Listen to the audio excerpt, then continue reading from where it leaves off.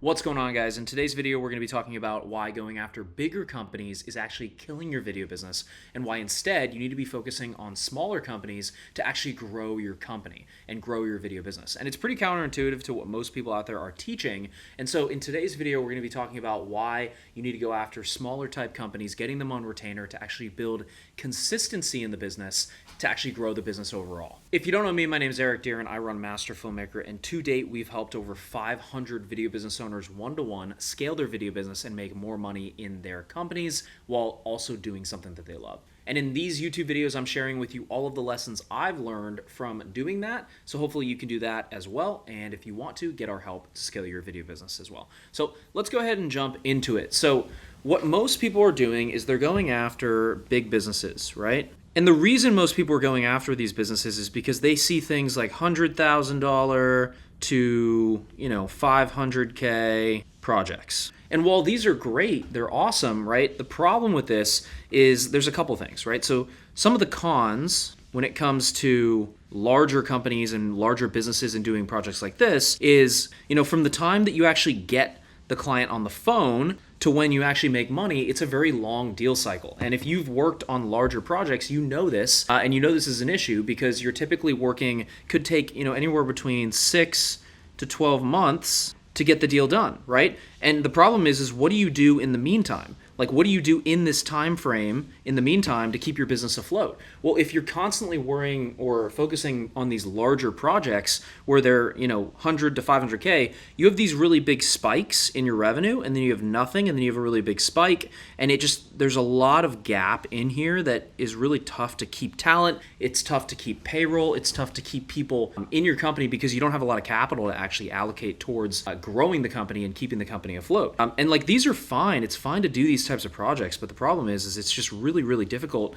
when you have these long sales cycles. You also are dealing with boardroom sales. And so there's a lot of corporate kind of BS that you have to deal with within these deals, and it just takes a lot longer. It's a different kind of sales process, right? Like I said, longer sales cycle, and it's also boardroom sales, which it basically means that it's a lot more. You have to pitch to 5 to 10 different decision makers instead of 1 to 2 decision makers, right? Which is part of the issue. It just takes a lot longer to get that done. The next is it's just not always super high profit margin, especially for video production. Typically what you're going to see with a lot of companies out there is they're operating between 10 and 20% profit margin on these packages. So if you do a $100,000 deal, you're typically not profiting more than 10 to 20K, which is obviously a problem because you don't have a lot of take home on that. So the business doesn't have a lot of operating income from the projects that you're bringing on. So they're not super high profit margin to begin with.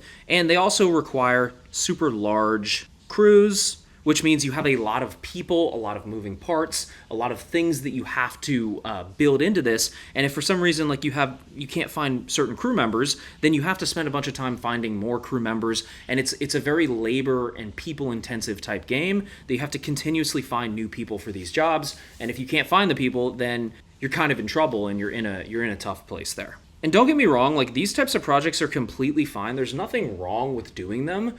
But I think the model here is fundamentally flawed because you can't really just build your business off of big business type transactions like this. Because you put yourself in a place where, like I said, you're going up and down, up and down, up and down, and you have these big spikes in revenue, and you're just struggling because you have nothing to do in between. So really what we suggest for a lot of our clients is we go after smaller businesses. And before you say, ooh, well, I don't want to go after small businesses, they won't have the money to pay me. You'd be surprised. If you go to our case studies on our website, we have hundreds of case studies, and all of those companies are just working, all the video production companies are literally just working with small businesses. So a small business is anybody under $150 million per year. So anybody less than $150 million per year in annual income. That's typically what a small business is classified as. So it's not as small as you think it is. I'm not talking about mom and pop shops or these small tiny businesses. I'm talking about ones doing $150 million or less every single year in their business. Now, the reason I like this, some of the pros to this, is we can charge them monthly retainers. So monthly retainers anywhere between 5K to I've seen as high as 30K per month on retainer for very simple content. This is not content that You don't need multiple crews to go out, and that goes into my next point, but you don't need a lot of people to produce this. You literally need like one videographer and one editor to produce this content for them, and then some project manager to actually like manage the actual project. So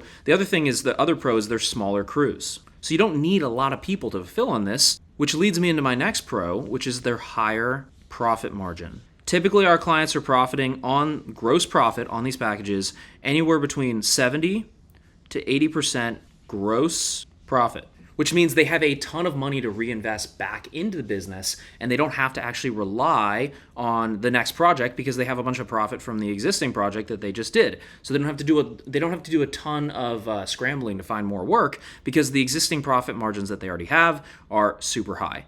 The other benefit to this is you have LTV, so you have a higher LTV, which means lifetime value. So client lifetime value, which means how much does one person pay you for the entirety of their time with you. And we have higher profit margins because people are paying you on a recurring basis. Now there's reoccurring, which means that someone's buying something and then deciding to buy again in 6 months or 7 months or 10 months, but it's not consistent. Recurring means that they're literally on a payment plan on an online transaction where they get billed $5K or $10K on the 1st of every month, the 15th of every month, whatever it may be. You're billing them over and over and over again, which means you have predictable, sorry guys, my handwriting's terrible today, revenue. And so this is super underrated because when you have predictable revenue, you can hire people, you can buy back your time, you can hire really amazing talent to work for you because you have consistent revenue coming in every single month instead of having to rely on these bigger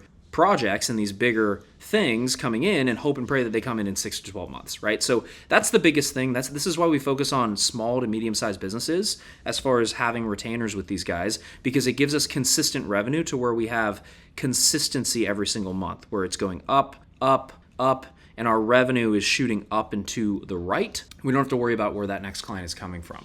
This is why if you can combine your big business strategy with your small business strategy, right? Then you can make a model where you have this recurring revenue coming in every single month, and then you have these bigger spikes with those bigger projects coming in every 6 to 12 months, right? Super key here. So I don't think it's one or the other. I think you need both of these, right? To have an effective business, you need both. So hopefully that makes sense, guys. If you have any questions, let me know in the comments down below. Hopefully you enjoy these types of videos. Shameless plug, if you want to learn how we can actually help you scale your video business or help you implement the retainer model into your video business, there should be a link down below this video. You can click below, schedule a call with our team, see if it's a good fit, and we'd be happy to walk you through that.